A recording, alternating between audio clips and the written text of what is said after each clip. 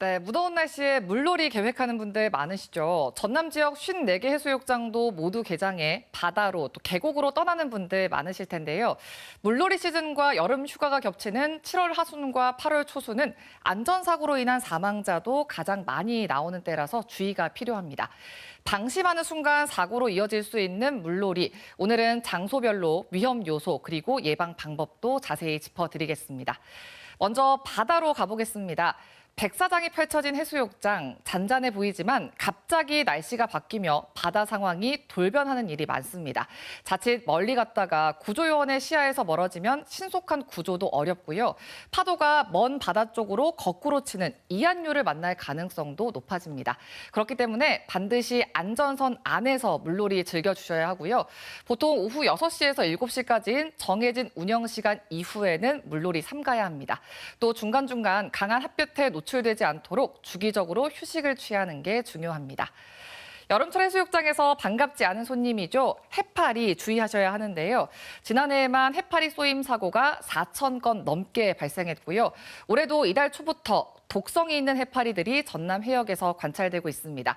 물놀이 중 해파리 발견했다면 즉시 피하고 혹시 쏘였다면 수돗물보다는 식염수로 상처 부위를 씻은 뒤에 빠르게 병원을 찾아야 합니다.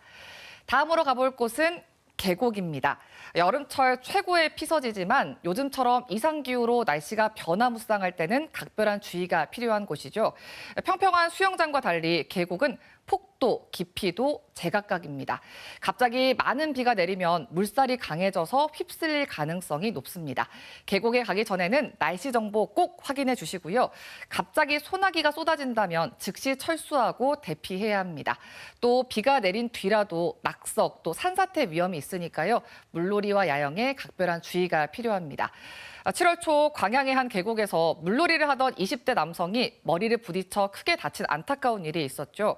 계곡 곳곳에는 자갈이나 바위가 있어서 다이빙 같은 행동은 매우 위험하다는 것도 꼭 기억하셔야겠습니다. 사실 바다든 계곡이든 특히 주의해야 하는 대목 바로 어린이와 고령자 사고입니다. 실제로 질병관리청이 지난 5년간 자료를 분석해봤더니요.